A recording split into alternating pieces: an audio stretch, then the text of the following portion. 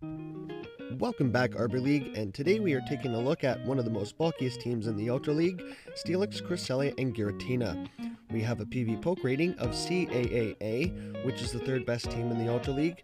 You can substitute Registeel for more coverage and move it up to a BAAA rating, which is the second best team in the Ultra League.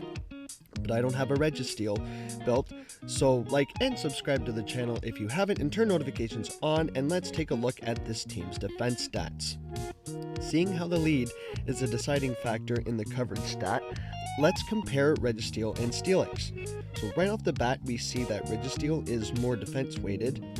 The IVs are preset by PvPoke for optimal performance, but I was interested in seeing how a true rank 1 Steelix compares up against Registeel. So heading over to our other friends over at Stadium Gaming, we see a rank 1 is going to be the 0-15-15. So scrolling down to the stats and over to defense, we see it is 241. This is a significant increase from 237 and more comparable to Registeel at 242. So heading over to the Sims and duking it out, we see that Steelix still loses. It's just due to outpacing. I mean, there's no fast move pressure from either side, so it's all about energy management and shields. So as long as you have shield advantage, you need 2 Earthquakes to KO Registeel, and likewise you need 2 Focus Blasts to KO Steelix, even with the Psychic Fang debuff. So we have this Walrein cornered here. We've saved 2 shields for our Steelix. It's the last Pokemon, and we can even no-shield everything, come in, Shadow Claw down. So I'm just going to shield one of these Icicle Spears just in case it was the Earthquake, but it was just the Icicle Spear. We can let the next one go. And this is just about getting Walrein out of the way. So all we have to do is just throw the Psychic Fangs as soon as we get it. There's no point in building up to the Earthquake. Just make those Dragon Tails do as much damage as possible. We can even come in with Giratina and Shadow Claw this down. And this is the whole point of the bulk, is that even with bad matchups like Walrein against Giratina, I think you can take 1 or 2 Icicle Spears. So we take that game and on to the next one. So Steelix up against Ampharos. This is a really good lead for us, unless he has Focus Blast. So it's going to be 5 to the Focus Blast, or it could be Trailblaze. So I'm just going to throw the Psychic Fangs right away, because these Volt Switches are doing absolutely nothing. This could be the Focus Blast, but I'm just going to let this go.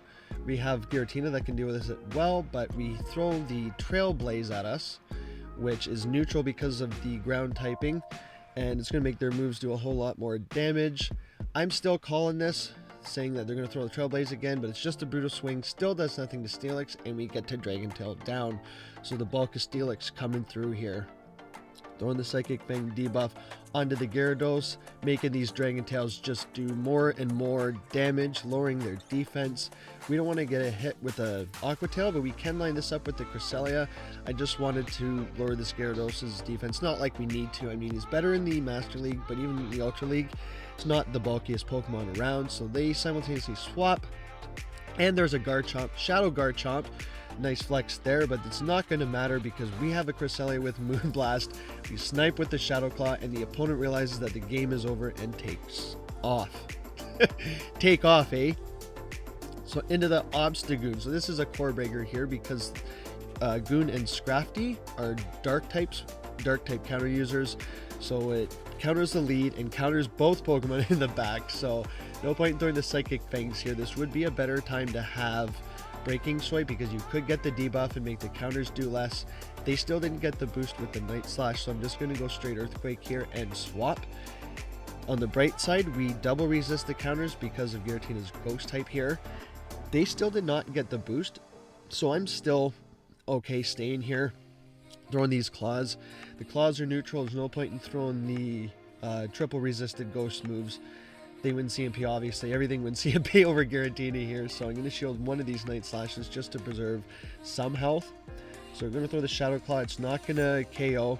Going to try to Shadow Claw this down, but because the Shadow Claws are triple resisted because of the Dark and Normal typing, the Goon gets one more move off, and I think this time I might be able to farm down. I am. So we come out with a ton of energy here, which is good for Giratina, because now there's a Golisopod in the back and another core breaker for our team because of the water typing on the Steelix, and the Shadow Claw damage here kind of adds up, and the bug on the Cresselia as well. So 2 core breakers in this team. This is looking like a loss. It's very RPS at this point here, so not much to say. The Golisopod, I'm going to try to come in here with Cresselia because they're at liquidation.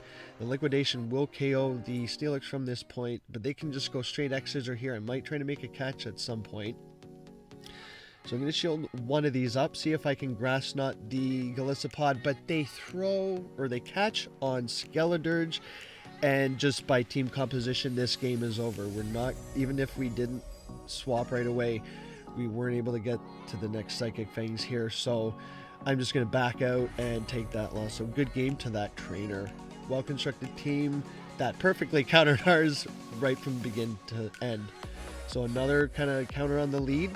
The Icy Winds from these Polyrath are going to hurt, but they're not going to throw it. This is kind of good, but it doesn't matter because they swapped into something that isn't a counter for Giratina either. Registeel, the Focus Blast, and Zap Cannons are resisted, so they're going to still go Zap Cannon, try to lower our attack, which they did, because, you know, RPS, it's always a debuff against you, but whenever you throw yours, it's never going to happen. So even you see here with these Shadow Sneaks, they still chunk away, so they did sort of the same before and after the debuff, so I'm not too worried. They're neutral against Reggie here. I'm really okay with staying here. If they get really low and decide to shield one of these, then I might shield in return, because these next one is probably going to KO or warn a shield and farm down. So I am going to shield myself, and if they decide to shield, it's okay for me. We can build up to the back-to-back Shadow Sneaks here, just short of one. I think they just got to their Zap Cannon, so they get shield. We get ours off, and this is good for us. So we take either shield advantage or swap advantage, but I catch double resisted Zap Cannon, hopefully onto this Steelix perfectly, and wanted to bait that Polyrath out because we still have Cresselia with a shield. All 3 of our Pokemon can handle this. So I'm just going to go straight Psychic Fangs. We are going to get countered down. No point in going for the Earthquake. The Psychic Fang's still super effective, but we got debuffed, so not doing too much damage. We've got Crest and a shield against what the rest of their team is. So this is looking pretty good for us right now. Icy Wind lowering our attack. Not the greatest. Trying to throw this Grass Knot, get this Polyrath out of here. I didn't want to get debuffed again. I still don't know what they have in the back, and it's a Talonflame. So another lot looking like a loss here. I don't know if this was a catch here, because maybe that Claw could have taken out the Talonflame at some point here because they have no shields. And I mean, Moonblast, Grass Knot, both resisted against Talonflame, but we've still got a shield, so we might be able to pull this off. This is why I was still staying in here. See if I can get a debuff. Timer is coming up, so now we're down to 15 seconds. This is coming down to the wire. This next Moonblast might actually KO here, so we try to get it off, but we just cannot. But the timer was at 3 seconds. Did we make the time fly KOs? We did not, so very close. If we could have held on and maybe swapped at a different time or kept that Giratina, we could have won that due to the timeout strategy. So seeing this bulky team, you can play a win off with the timeout strategy, but into the next one here, we've swapped into Polyrath and Cress. This is not too bad. I mean, they go straight Scald this time because they're stuck here. They don't want to throw Icy Winds. They know this is a losing matchup. They could debuff us on the way out. They still can take a Moonblast because Polyrath is pretty tanky. So they go straight Scald and they get the attack. So they don't need to go Icy Wind anymore. But we just need to get this Polyrath out of here. Winning switch is perfectly fine with me because there's a Mirror Crest that comes in and we are debuffed, so this Moonblast will do less. And this one was really funny. This was part of my shorts the other day. So here we get off Moonblast number 2. And I know that they've built up to 100 energy, so I'm thinking, you know, they have to throw at some point here. So they are going to be throwing their energy. They think a Grass Knot KOs from here. It does not. So we're running very low on energy. I get scared, throw the Grass Knot, and this is very unfortunate here because I could have gone for 2 more Moonblasts. Check this out. 1, 2, 3. I could have gotten to that Moonblast, and I get scared again and throw a Grass Knot again. So we could have gone for the debuff twice. As you can see there, I could have gotten 2 more Moonblasts off, but we can just switch lock this onto the Steelix. Didn't get the debuff, but Grass Knot doesn't hit very hard nonetheless. So I'm just going to go straight Psychic Fangs here, no point in wasting energy on the Earthquake. They blind swap and so do I, and this is just over because now we're just 4 Shield Flexion here. These Stone Edges aren't going to do very much damage to Giratina.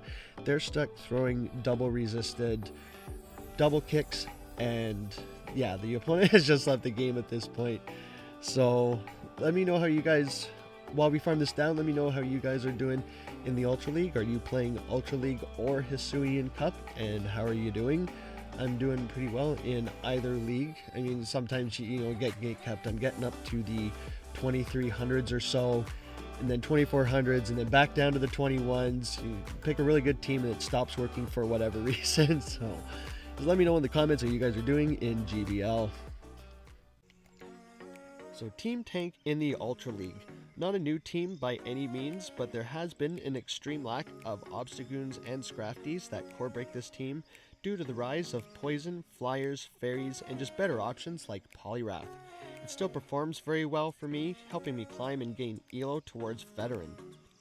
So don't forget to check out the Discord and join a helpful, welcoming community, stream some sets, play some cards, or just hang out and stay up to date with the channel.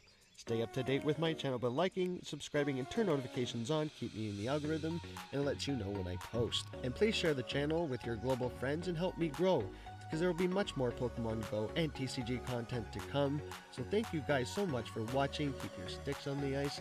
I've been Over Randy, and I'll see you buds in the next one.